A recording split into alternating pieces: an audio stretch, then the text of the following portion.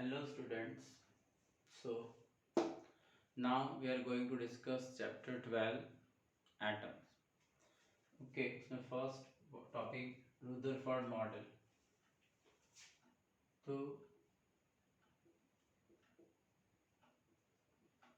Rutherford suggested that total positive charge and almost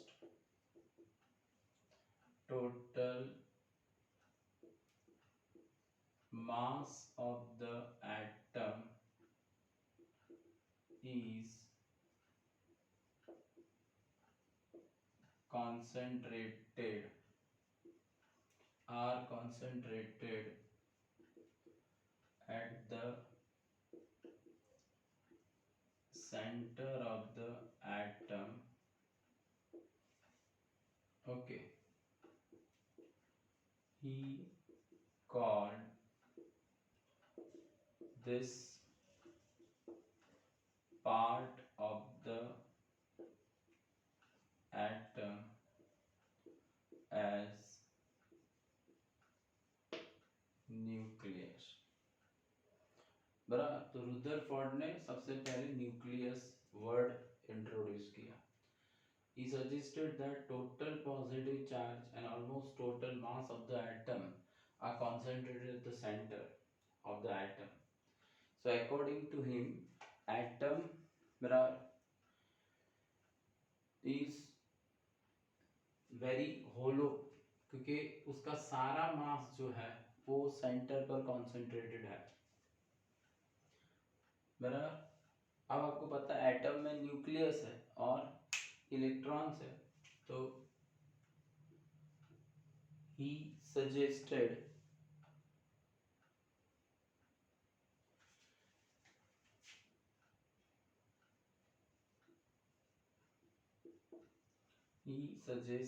that electrons revolve around the nucleus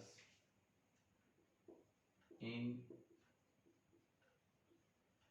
circular orbit. Okay, so he assumed that orbit of electron is circular. Okay, he did not put any constraint on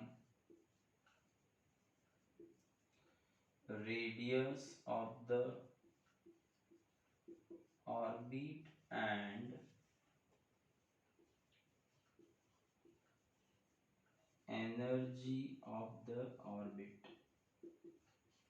So according to him, electron can have any orbit and it can have any value of energy. Right? So he did not put any constraint on radius of the orbit and energy of the electron. Thus, according to his atom model,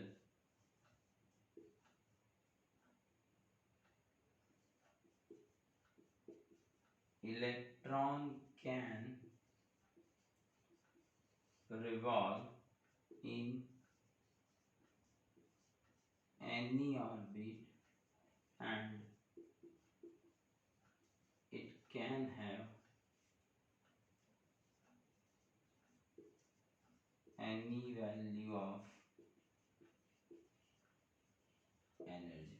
बराबर, तो ये जो atom के बारे में Rutherford ने suggest किया, ये रुदरफोर्ड एटम मॉडल है। अब हम डिस्कस करेंगे उसकी फेलियर्स। ठीक है, तो now listen, According to him, electrons perform circular motion. Okay, electron performs circular motion, but circular motion is accelerated motion. ठीक है. Thus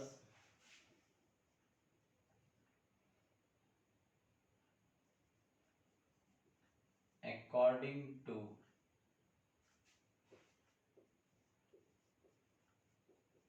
electromagnetic theory, electron emits energy when it revolves around the nucleus. तो इसकी energy continuously change होगी. बराबर. thus energy of the electron continuously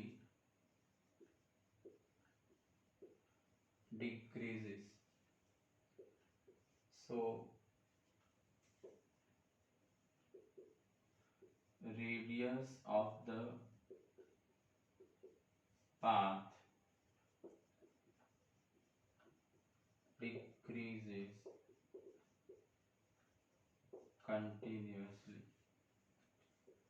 So its path becomes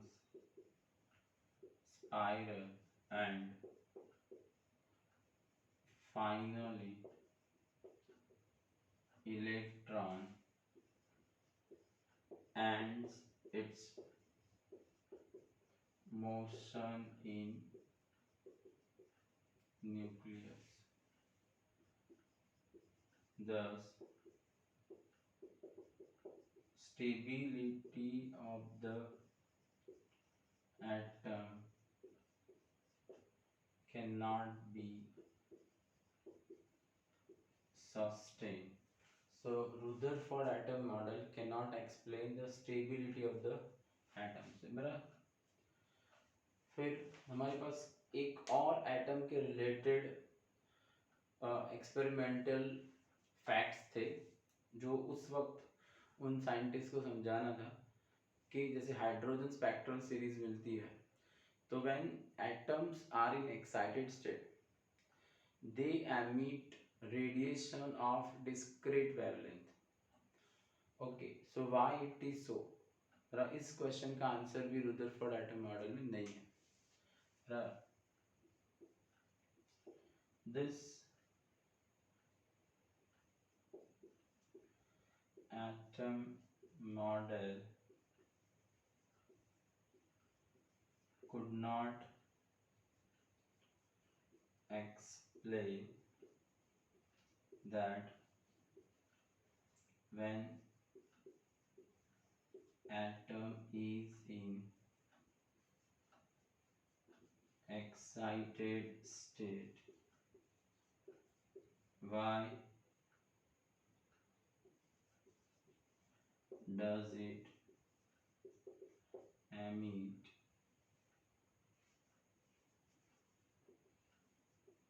radiation of different discrete wavelength. ठीक है. तो Rutherford ने जो बताया, according to him total positive charge and almost total mass of the atom are concentrated at the center. This part of the atom is nucleus. Electron revolves around the nucleus in circular orbit. Electron can have any electron can revolve in any orbit with any value of energy. Okay. Now अगर हम क्योंकि ultimately ये it is related to electric charge. Okay. Now here electron which is electric charge performs circular motion. But according to classical physics, circular motion is accelerated motion. Any charge which has acceleration will emit energy in the form of electromagnetic waves. Okay, in that case, energy of the electron decreases continuously. So, radius of the path must decrease. Okay, तो radius of the path अगर decrease होगा तो उससे क्या होगा, उसका path जो है वो इस तरह से सर्कुलर नहीं रहेगी, उसकी रेडियस कंटिन्यूअसली डिक्रीज हो रही है. ठीक है, तो finally electron will enter in nucleus, तो इससे एटम की स्टेबिलिटी सस्टेन नहीं होगी. एक और पॉइंट आप जोड़ सकते हो कि जो स्पेक्ट्रल सीरीज मिल रही है ना, यानी जब एटम एक्साइटेड स्टेट में है तो डिस्क्रीट वेवलेंथ एमिट करता है. क्यों एमिट करता है, इसका भी कोई आंसर इस एटम मॉडल में नहीं है. मेरा पॉज करके पढ़ लो, नोट्स बना लो.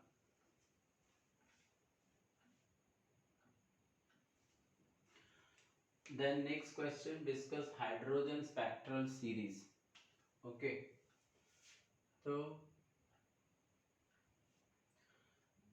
listen. So atomic spectra of gases consist of many spectral series.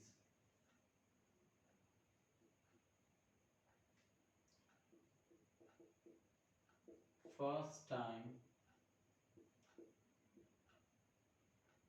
one such spectral series in spectra of hydrogen atom was discovered by Balmer, John Jacob Balmer. Okay, so this spectral series is known as Balmer series. Okay, empirical formula of Balmer series. बराबर, Balmer ने hydrogen spectrum में बराबर एक spectral series find की, it is called Balmer series. वो visible light की range में था. ठीक है ना, केवल उसने सिर्फ स्पेक्ट्रल सीरीज फाइंड की, पर उसकी हर वेवलेंथ के लिए उसने एक एम्पिरिकल फार्मूला भी दी.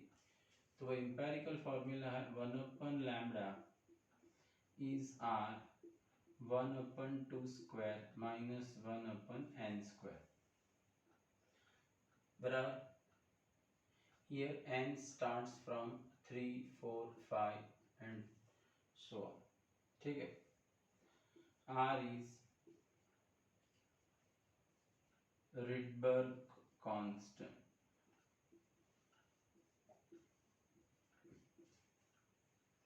ठीक है, और उसकी वैल्यू है 1.09737 into 10 to power meter inverse.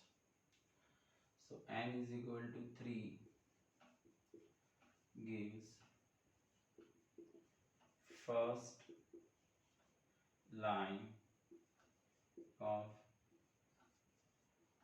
series, n is equal to 4 gives second line of series. बराबर, यानी आपको अलग अलग वेवलेंथ मिलेगी। जब आप n की फर्स्ट वैल्यू लोगे तो you will gate wavelength of the first line, n की सेकंड वैल्यू 4 है, it will give you the wavelength of second line. First line is generally called alpha line, second line is called beta, third line is called gamma, like that. Now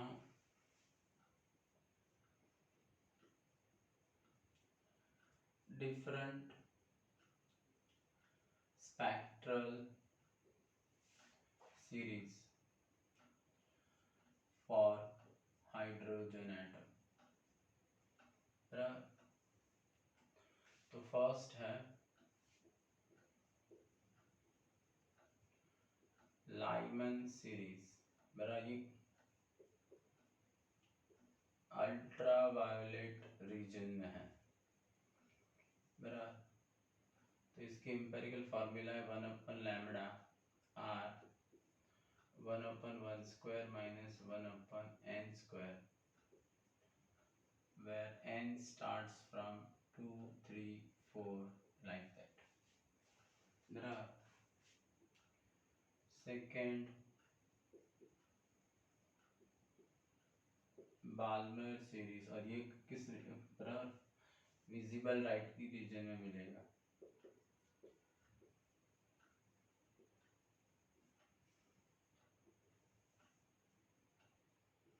one upon lambda r 1/2² minus 1/n²,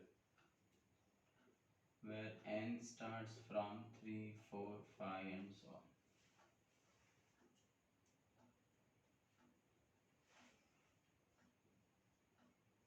Third, Paschen series. बराबर, तो ये जो Paschen series है बराबर, ये infrared की शुरुआत में बराबर नियर द इंफ्रारेड रीजन में ये मिलेगा। उसकी empirical formula 1/λ r 1/3² minus 1/n², where n starts from 4, 5 and like this. Fourth is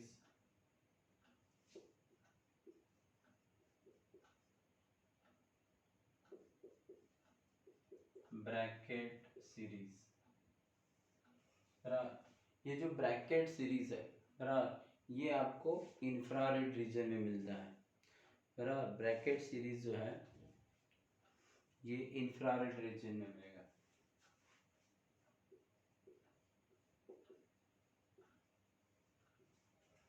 तो 1/λ r 1/4² minus 1/n²,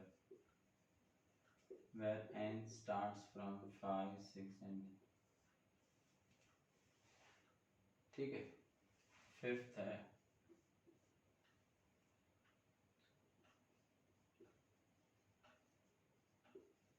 fund series. बराबर, ये आपको फार इंफ्रारेड रीजन में मिलेगा। तो 1/λ is r 1/5² minus 1/n², where n starts from 6, 7 like this. बराबर,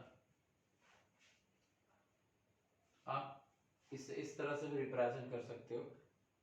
बराबर, एक कॉमन फॉर्मूला से आप इसे रिप्रेजेंट कर सकते हो। तो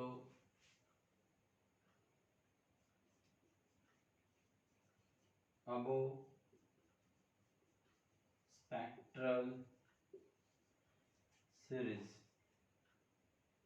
बराबर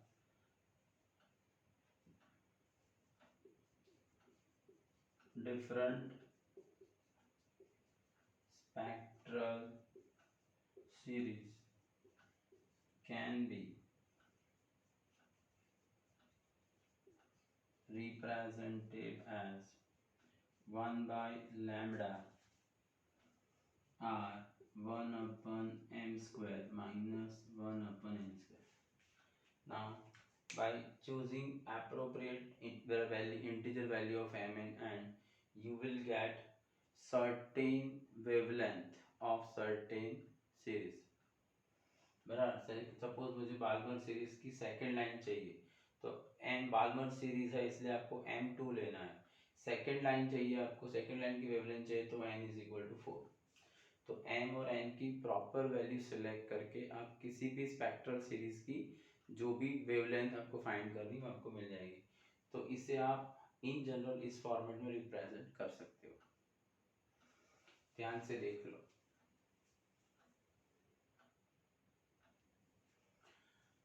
Now let's discuss Bohr's atom model. तो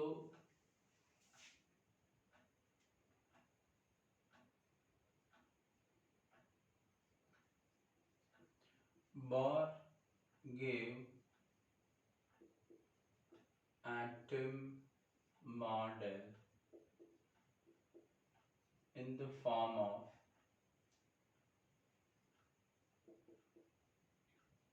three postulate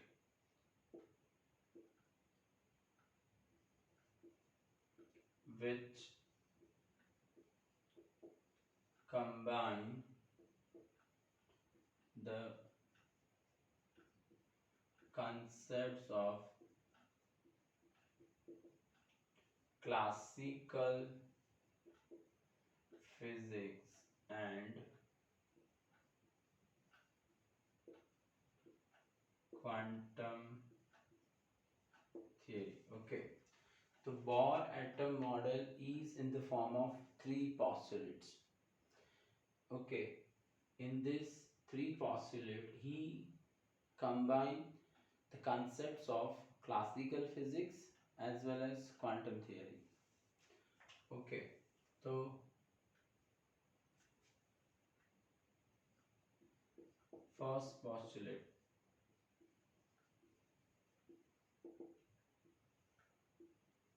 in atom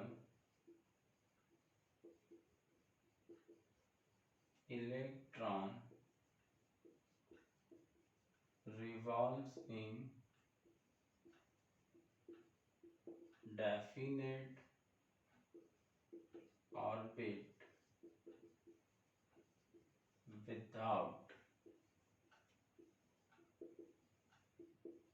radiating the energy. Clear? तो बोर ने कंस्ट्रेंट पुट किया कि जितनी भी ऑर्बिट्स है उन सब में इलेक्ट्रॉन रिवॉल्व नहीं हो सकता. इलेक्ट्रॉन सिर्फ उन्हीं ऑर्बिट में रिवॉल्व होंगे, सर्टेन डेफिनेट ऑर्बिट्स में ही रिवॉल्व होंगे और इस ऑर्बिट में जब वो रिवॉल्व होता है तो वो एनर्जी एमिट नहीं करेगा. बराबर. तो such orbit is stable orbit. इसे stable orbit हम कंसिडर करेंगे. Then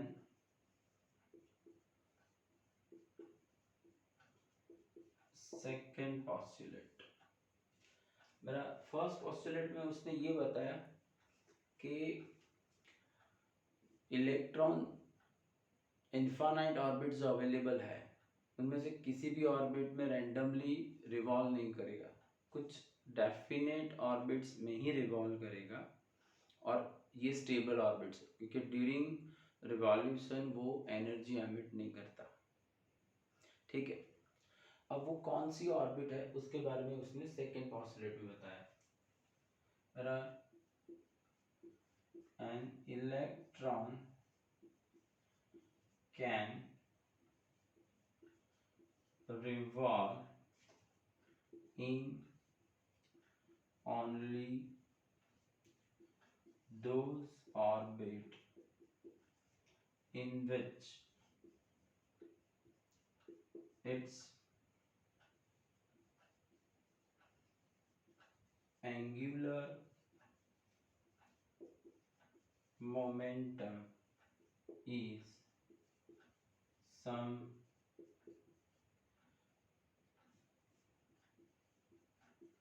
integral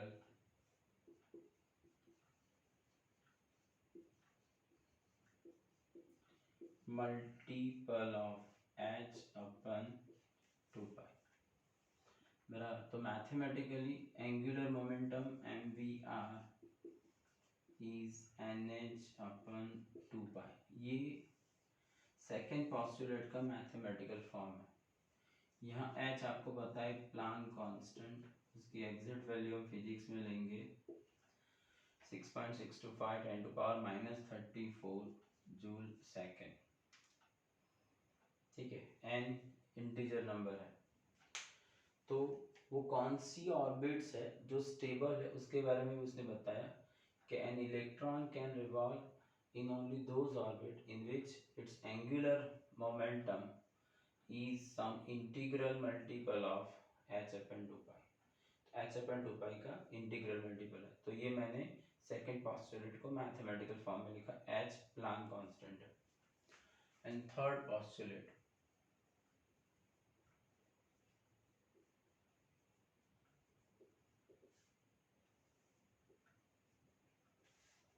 when electron transits from higher energy orbit to lower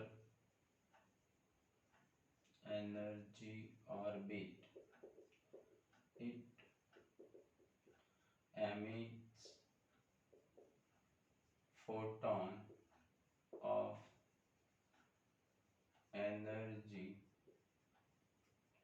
equals to difference of energy of initial orbit and final orbit। Clear? तो अब ये जो third postulate है, ये उसने जो रुदरफोर्ड एटम मॉडल में हमने जो लास्ट पॉइंट डिस्कस किया था कि रुदरफोर्ड एटम मॉडल में जो स्पेक्ट्रल सीरीज के बारे में कोई इंफॉर्मेशन नहीं है, बराबर, हमने it can not explain why when atom is in excited state radiation of discrete wavelength is emitted. ये आंसर रुदरफोर्ड मॉडल के पास नहीं था। उसे आंसर करने के लिए उसने ये थर्ड पॉस्टुलेट दिया, क्योंकि इसका उसके पास कोई मैथमेटिकल प्रूफ नहीं था, इसलिए इसने पॉस्टुलेट की फॉर्म में ये सारे क्वांटम थियरी के कंसेप्ट को उसने पुट किए। ठीक है, अगर इसे मैं मैथमेटिकली रिप्रेजेंट करूँ तो energy of photon is hf, it is ei minus ef। ei यानी एनर्जी ऑफ इनिशियल ऑर्बिट, यानी energy of final orbit. Initial orbit क्योंकि हायर एनर्जी, वो ट्रांजिट कहाँ से कहाँ कर रहा है, higher energy orbit to lower energy, तो ये हायर एनर्जी ऑर्बिट की एनर्जी है और ये लोअर एनर्जी ऑर्बिट की एनर्जी है, तो उनका जो एनर्जी डिफरेंस होगा उतनी एनर्जी का फोटोन एमिट होगा। ध्यान से पॉज करके पूरा रीड कर लो। Now derive formula of radius of nth orbit of hydrogen atom। ठीक है, तो suppose an electron orbits in nth orbit of hydrogen atom of radius r। ठीक है, तो ये अब इलेक्ट्रॉन nth ऑर्बिट में मेरा ऑर्बिट में रिवॉल्व कर रहा है, so it is circular motion of electron and we know that for any circular motion centripetal force is required. Here required centripetal force is provided by electrostatic attractive force of nucleus. Clear? Here required centripetal force is provided by, here required centripetal force is provided by electrostatic attractive force. Here required centripetal force is provided by electrostatic attractive force of nucleus. ठीक है, तो इसे मैं mathematically represent करूँ, कितना centripetal force चाहिए, mv²/r। ये कौन दे रहा है, electrostatic force 1/4πε0 q1 q2/r²। q1 यानी charge of nucleus that is E, charge of electron E upon r²। इसे मैं इस तरह से ले रहा हूँ, मैं r को कट नहीं कर रहा हूँ, ध्यान से देखो, m² v ये r² इस तरफ लिया, e²r/4πε0, दोनों साइड m से मल्टीप्लाई कर दो, तो m² v²r² बराबर is equal to m e²r/4πε0। ये आपका रिजल्ट हुआ। Now according to second postulate of Bohr atom model, angular momentum mvr is nh/2π। तो इसका स्क्वायर करो, m² v²r² n²h²/4π², ये आपका result 2। Now from result 1 and result 2 आप इक्वेट करो m e²/r/4πε0 n²h²/4π²। ठीक है, तो 4 कट 1 पाई कट, तो रेडियस क्या होगा, r is equal to n²h²/0 πme²। ये आपको रेडियस मिली, यहाँ क्लियर है, r is proportional to n²। बराबर for n is equal to 1, the radius of hydrogen atom is called Bohr radius and it is normally denoted by a0। तो आपका a0 क्या होगा, n की वैल्यू आपको 1 लेनी है, h²/πme²। अब इसमें आप सारी वैल्यू पुट करोगे, 6.625 का स्क्वायर 10⁻34 का square 68, 8.85 into 10⁻12 pi 3.40 mass of electron 9.11 into 10⁻31 1.6 का स्क्वायर और ये 10⁻19 का स्क्वायर 38, तो you will get 5.29 into 10⁻11 metre यानी 52.9 पिकोमीटर। मेरा अगर मुझे स्पीड ऑफ इलेक्ट्रॉन चाहिए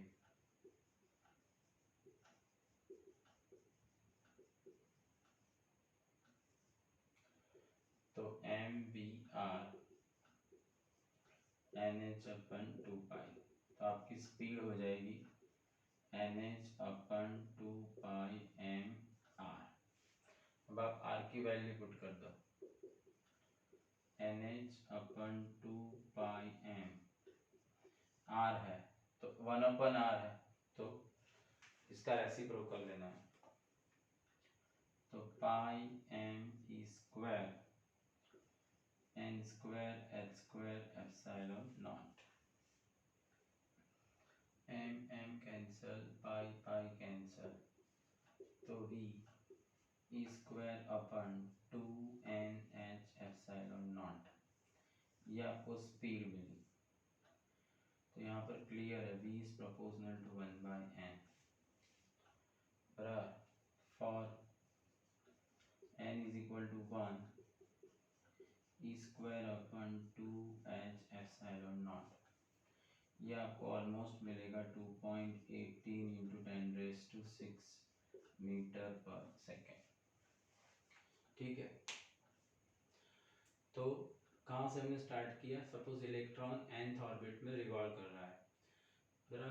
अब ये सर्कुलर मोशन है तो required centripetal force is provided by electrostatic attractive force of nucleus. कितना सेंट्रीपेटल फोर्स होता है mv²/r। ये आपका इलेक्ट्रोस्टैटिक फोर्स 1/4πε0 q1q2/r²। बराबर r² को इस तरफ r इस तरफ फिर दोनों साइड मास से मल्टीप्लाई किया, ये मेरा रिजल्ट बना। ये second postulate mvr is nh/2 इसका स्क्वायर किया, रिजल्ट 1 और 2 को इक्वेट कर दिया r के formula r is proportional to n square बराबर। when n is equal to 1 the radius we get is called hydrogen atom के लिए it is called Bohr's radius और वो है वैल्यू सारी पुट कर दोगे तो you will get 5.29 into 10⁻11 metre. फिर हमने स्पीड की फार्मूला, तो ये सेकंड पॉस्टुलेट है उसमें मैंने स्पीड की फार्मूला बनाई और ये 1/r की वैल्यू पुट कर दी, इसे सिंप्लीफाई किया। यहाँ पर आपको नोट करना है कि v और n quantum number and speed of electron का रिलेशन ये है। ठीक है, जितना इलेक्ट्रॉन नज़दीक होगा स्पीड उतनी ज़्यादा, क्वांटम नंबर जैसे जैसे इंक्रीज होगा स्पीड कम होगी। और हाइड्रोजन एटम के लिए n = 1 की करस्पॉन्डिंग स्पीड फाइंड की, यानी ये ऑलमोस्ट कितना हुआ 2.2 इंटू 10⁻6 मीटर पर सेकेंड। पॉज करके पूरा रीड करो, इसकी नोट्स बना लो।